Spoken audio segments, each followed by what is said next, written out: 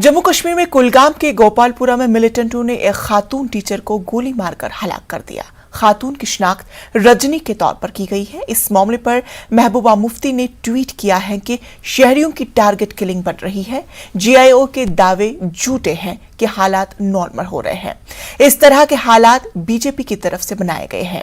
वहीं इस मामले पर उमर अब्दुल्ला ने भी ट्वीट किया और कहा है कि बहुत दुख की बात है, एक और टारगेट किलिंग है। गैर मुसल्लह शहरियों पर किए गए हालिया हमलों की एक तवील फहरिस्त है। हुकूमत की यकीन दहानी खोखली है। वो हालात के मामूल पर आने तक आराम नहीं करेंगे। मरहूम के अहले खाना को सब्र जमील अता फरमाए।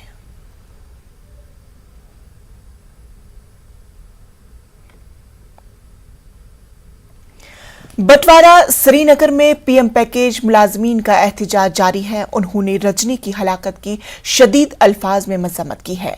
एहतजाजी मुलाजमीन ने एलजी इंतजामिया से सवाल किया है कि इन हलाकतों का जिम्मेदार आखिर कौन है।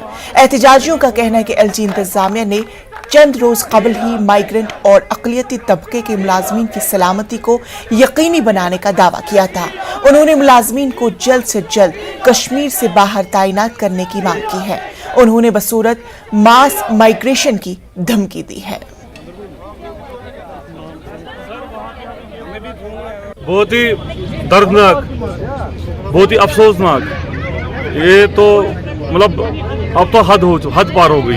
अब तो पानी बिल्कुल सर के ऊपर से निकल गया है, खासकर हमारी कम्युनिटी के लिए। हमने यही चीज सबको बोली जब हम एलजी साहब के पास गए थे कि सर आप अगली बार किसकी श्रद्धांजलि में आना पसंद करेंगे हम में से, और वही हुआ। विदिन 2 डेज, आज तीसरा दिन है और यही हुआ। हमारी बहन मारी गई असेंबली कराते हुए स्कूल के अंदर। शेखपुरा में जाके जब ड्यूकम सर हमसे मिलने आए थे कश्मीर के भी पंडित से, माइनॉरिटी से, उन्होंने हमें ये कहा था कि अपनी ड्यूटीज रिज्यूम करें। ड्यूटी रिज्यूम करने के हफ्ता भी नहीं हुआ, बेचारी हमारी एक बहन गुजर गई। उसको स्कूल के गेट पे मारा है। अब हमें बताए उसकी मौत का जिम्मेदार कौन?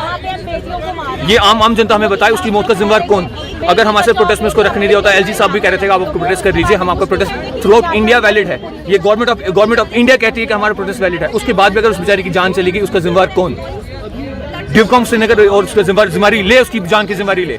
और हमको एक ही चीज चाहिए, हमको रिलोकेशन। उसके अलावा हमको दाएं बाएं के ढकोसले नहीं चाहिए। इन्होंने बहुत अपने जितने ढकोसले देने थे दे दिए। आपको सिक्योरिटी देंगे, ये हर इंसान जानता है कि यहाँ पर कोई भी इंसान, कोई भी माइनॉरिटी, जो इंसान हिंदुस्तान की बात कर रहा है, चाहे बीट हो, हिंदू हो चाहे मुस्लिम हो, वो सारे हम भाई हैं। एक भाई बहन की तरह हम सारे यहाँ रहते हैं, मगर हम सब माइनॉरिटी के एक ही जान जा रही है, वो सिर्फ इसकी वजह से कि हम हिंदुस्तान की बात करते हैं। Only solution relocation. एक और टारगेट किलिंग और दहशत में और इजाफा। जहां ये लोग सवाल पूछ रहे हैं कि आखिर इनका कसूर क्या है कि इन्हें निशाना बनाया जा रहा है, वहीं सरकार से सवाल है कि कहां गए वो वादे जिनके तहत उन्हें तहफ़्फ़ुज़ देने का यकीन दिलाया गया है। इन लोगों ने अब सीधे तौर पे सरकार को धमकी दी है कि 24 घंटे के अंदर उन्हें यहाँ से निकाला जाए, रिलोकेट किया जाए, नहीं तो वो यहाँ से पलायन करेंगे, यहाँ से वापस जम्मू चले जाएंगे। अयूब खान के साथ शब्बीर अहमद, न्यूज़ 18 श्रीनगर।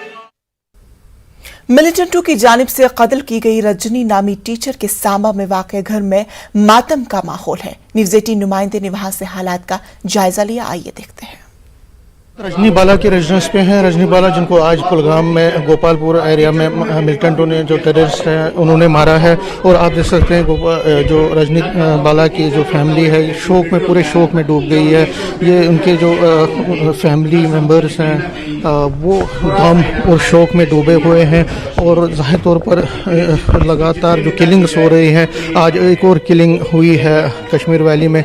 रजनी बाला यहाँ सांबा में रहती थी, इसका अपना नेटिव प्लेस है, और कुलगाम में, वो गोपालपुरा में वो जॉब करती थी एज अ टीचर। भाई था मेरा से छोटा चाचा का लड़का।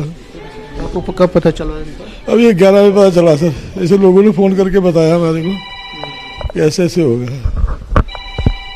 ये कब गई थी वहाँ पे? कब उनकी? 2 महीने पहले गए थे। गलत बात है, वो तो ना शिक्षा ही दे रहे हैं, है ना। सरकार से क्या चाहते हैं? न्याय होना चाहिए और इनकी सुरक्षा होनी चाहिए। जो टीचर वहाँ लगे हैं उनकी सुरक्षा होनी चाहिए। तो आप देख सकते हैं जो फैमिली मेंबर से जो यहाँ पे लोग आ रहे हैं वो कह रहे हैं कि सुरक्षा मिलनी चाहिए, जो जिन्होंने इनको मारा है उनको जल्द से जल्द अरेस्ट करके उनको कानून के तहत सज़ा मिलनी चाहिए। तो वाकई में ये जो टारगेट किलिंग का सिलसिला लगातार जारी है और आज फिर एक बार इसकी एक और बली यहाँ पे जड़ी है, तो जाहिर तौर पर सरकार से मांग ये है कि सरकार इसकी तरफ ध्यान दे और जो कसूरवार है उनको जल्द से जल्द गिरफ्तार करके सजा दे। कैमरामैन चांद के साथ में समीर भट्ट, न्यूज़ 18, सांबा, जम्मू। बीजेपी ने वादी में हुई टारगेट किलिंग की सख्त अल्फाज में मजम्मत की है। पाकिस्तानी दरिंदे आतंकवादियों ने कश्मीर घाटी को फिर लहूलुहान किया है। दक्षिण कश्मीर के कुलगाम के एक स्कूल में काम करने वाली एक हिंदू महिला टीचर रजनी बालाजी की जिस प्रकार निर्मम हत्या की गई है, यह मानवता का कत्ल है। पिछले दिनों कश्मीरी पंडित राहुल भट्ट साहब हो या टीवी कलाकार अमरीन भट्ट हो या रियाज अहमद ठोकर साहब हो या वहां के अंदर काम करने वाले पुलिस के जवान कादरी साहब जो अपनी छोटी नन्ही मुन्नी बच्ची को लेकर स्कूल जा रहे थे, पाकिस्तानी कायर दरिंदे आतंकवादियों ने उनको भी निशाना बनाया और आज फिर से एक कायराना हरकत इन कायर पाकिस्तानियों ने की है। श्रीमती रजनी देवी जी के इन कातिलों को भी जमीन के पाताल से निकाल कर मौत के घाट उतारेंगे। मैं इस निर्मम हत्या की कड़े शब्दों में निंदा करता हूं। ये आतंकवादियों की कायरता को बताता है और वो बहन जो वहां जाके उनकी सेवा कर रही थी और जो निहत्थी थी उसी सोसाइटी में वहां पर उनके किराए पर रहती थी और उसको जाके जो है मार दिया। इससे ज़्यादा घटिया कोई हरकत हो नहीं सकती। ये कौन सा जिहाद है? ये कौन सी जो है सोच को लागू करना चाहते हैं जम्मू कश्मीर में ये आतंकवादी?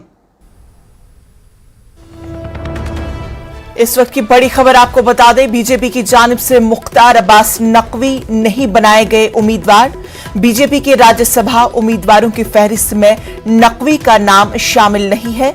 नकवी को लोकसभा के ज़िमनी इंतखाब लड़ा सकती है बीजेपी।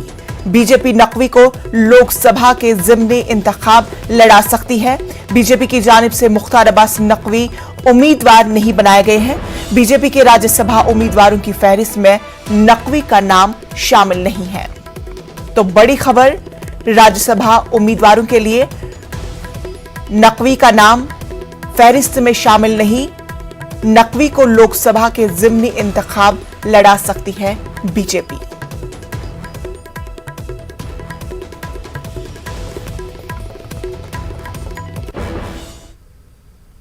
पाटीदार लीडर हार्दिक पटेल 2 जून को बीजेपी में शामिल होंगे। हार्दिक पटेल पहले ही कांग्रेस से इस्तीफा दे चुके हैं। हार्दिक पटेल को कांग्रेस ने रियासती सदर का ओहदा दिया था, लेकिन हार्दिक इससे खुश नहीं थे और 18 मई को हार्दिक पटेल ने कांग्रेस से इस्तीफा दे दिया था। ख्याल रहे कि गुजरात में असेंबली इंतखाबात होने वाले हैं।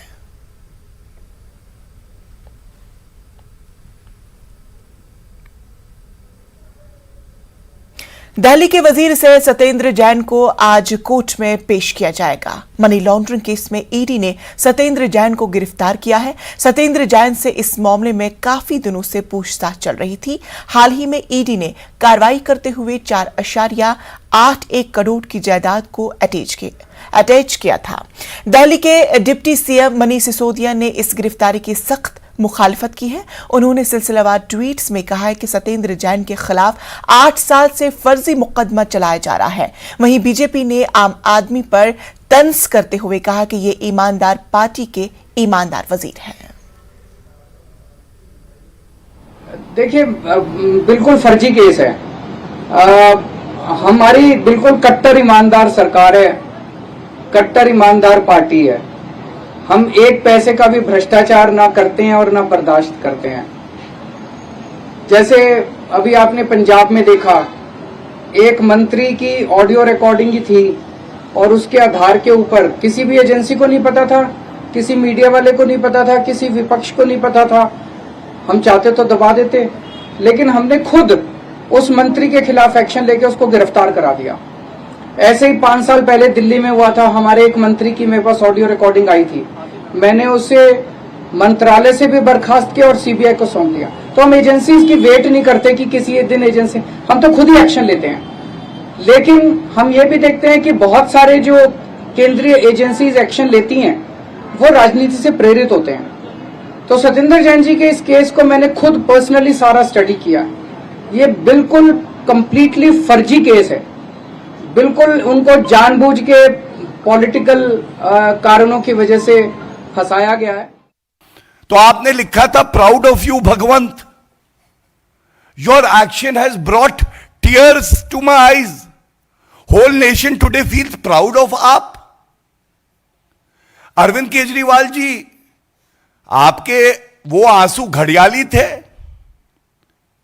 आज देश पूछ रहा है एक और भ्रष्टाचारी स्वास्थ्य मंत्री जेल की सलाखों के पीछे है।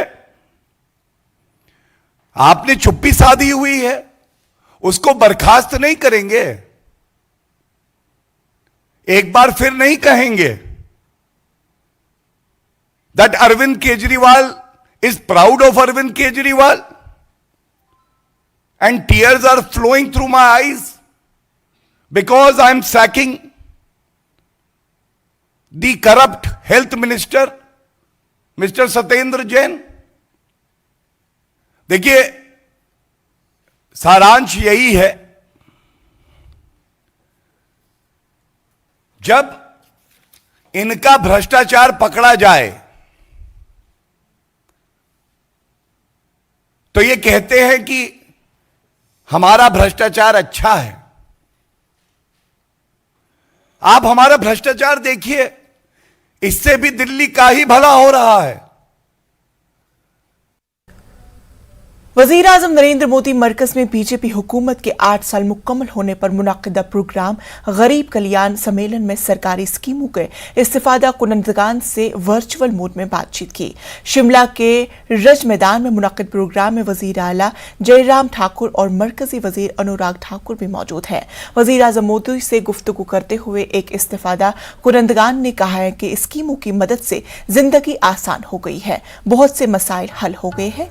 एक ने कहा है कि इससे कबल हमारे गांव में सेहत की कोई सहूलियात मौजूद नहीं थी, लेकिन अब स्कीमों की मदद से हमारा चेकअप भी हो चुका है और मुफ्त इलाज और दवाइयां भी तकसीम की जा रही हैं। काशी जी, आपने तो सेना में रह करके ये मातृभूमि की रक्षा के लिए अपने जवान देशवासी, आप इतनी बड़ी तादाद में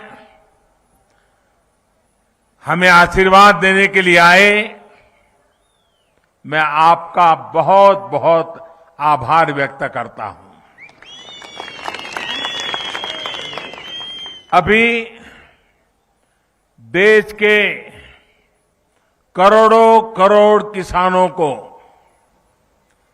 उनके खाते में पीएम किसान सम्मान निधि का पैसा ट्रांसफर हो गया,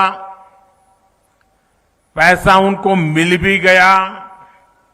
और आज मुझे शिमला की धरती से देश के 10 करोड़ से भी ज्यादा किसानों से खाते में पैसे पहुंचाने का सौभाग्य मिला है। वे किसान भी शिमला को याद करेंगे, हिमाचल को याद करेंगे, इस देवभूमि को याद करेंगे। मैं इन सभी किसान भाइयों बहनों को भी हृदय से बहुत बहुत बधाई देता हूं, अनेक अनेक शुभकामनाएं देता हूं। मैंने कभी भी अपने आप को उस पद पर देखा नहीं, कल्पना भी नहीं की है और आज भी नहीं कर रहा हूं कि मैं कोई प्रधानमंत्री हूं। जब फाइल पर साइन करता हूं, एक जिम्मेवारी होती है, तब तो प्रधानमंत्री की दायित्व के रूप में मुझे काम करना होता है। लेकिन उसके बाद फाइल जैसी चली जाती है, मैं प्रधानमंत्री नहीं रहता हूं। मैं सिर्फ और सिर्फ 130 करोड़ देशवासियों के परिवार का सदस्य बन जाता हूं। आप ही के परिवार के सदस्य के रूप में, एक प्रधान सेवक के रूप में जहां भी रहता हूं काम करता रहता हूं और आगे भी एक परिवार के सदस्य के नाते परिवार की आशा आकांक्षाओं से जुड़ना, 130 करोड़ देशवासियों का परिवार, यही सब कुछ है मेरी जिंदगी में। भोपाल की तारीखी जामा मस्जिद का तनाजा रोज बरोज शिद्दत इख्तियार करता जा रहा है। संस्कृति बचाओ मंच और बीजेपी लीडरान के बाद अब संतों ने भी जामा मस्जिद मामले को लेकर तहरीक चलाने का ऐलान किया है। मध्य प्रदेश संत समाज के सेक्रेटरी स्वामी अनिल आनंद ने भी भोपाल की जामा मस्जिद को कदीम शिव मंदिर बनाते हुए इसका सर्वे कराने और इसमें हिंदू समाज को पूजा करने की इजाजत देने का मुतालबा किया है।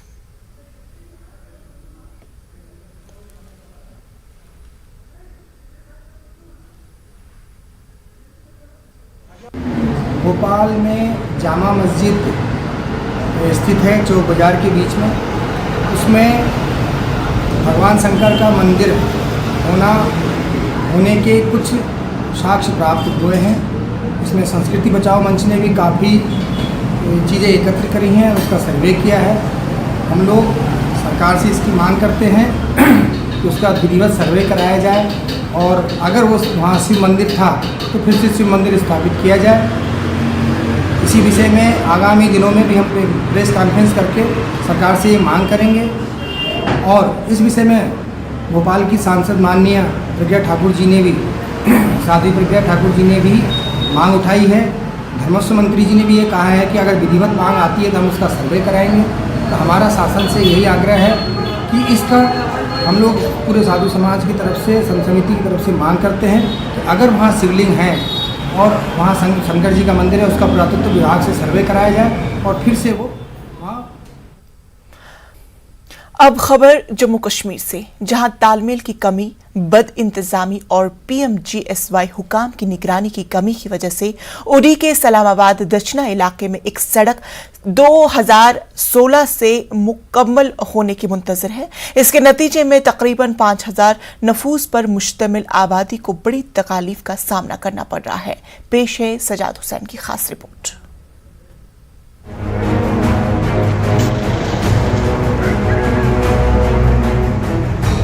उड़ी के इस्लामाबाद दक्षिणा इलाके के लोग काफी अरसे से इस सड़क की खस्ताहाली की वजह से परेशानियों का सामना कर रहे हैं। साल 2016 में PMGSY ने इस सड़क का जिम्मा लिया था। अभी तक काम अधूरा है। हालांकि इस सड़क के एक बड़े हिस्से को मैग्नेमाइज किया गया है, लेकिन इस्लामाबाद दक्षिणा गांव से गुजरने वाली सड़क की हालत इतनी खराब है कि मुसाफिर गाड़ियां चलाने वाले ट्रांसपोर्टर्स इस सड़क पर अपनी गाड़ियां चलाने से इनकार कर रहे हैं। कई मकामात पर सड़क बहुत तंग है और महकमा अब तक तजावुजात हटाने में नाकाम रहा है। मकामी लोगों का कहना है कि इस सड़क की वजह से उन्हें कई मसाइल का सामना है। इसके अलावा उनके बच्चों की तालीम भी मुतासिर हो रही है। मरीजों को अस्पताल मुंतकिल करने में भी दुश्वारी होती है।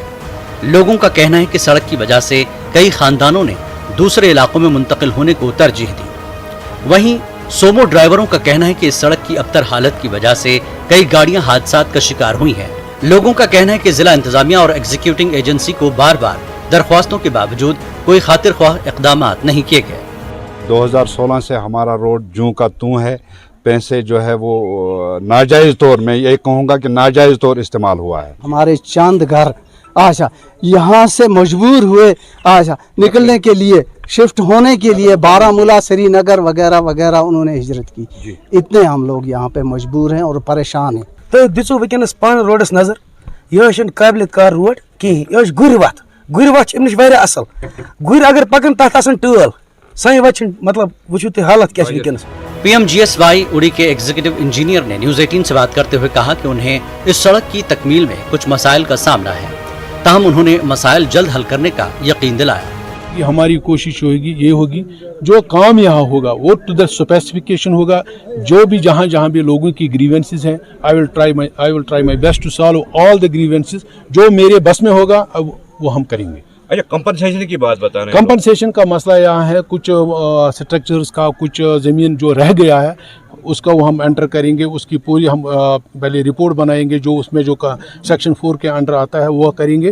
पहला हम अपना वो सारा बनाएंगे, we will take up the matter with SDM, तो इंशाल्लाह वो मसला भी इनका हम हल करेंगे। It needs cooperation from both sides, department as well as from the public. जहाँ तक हम अपनी 100% एफर्ट्स लगाएंगे, उसमें जितना लोगों को भी थोड़ी बहुत कोऑपरेशन करनी पड़ेगी। लोगों का मुतालबा है कि सड़क की तामीर का काम तेजी से मुकम्मल किया जाए। न्यूज़ 18 उर्दू के लिए बारामूला से सज्जाद हुसैन की रिपोर्ट।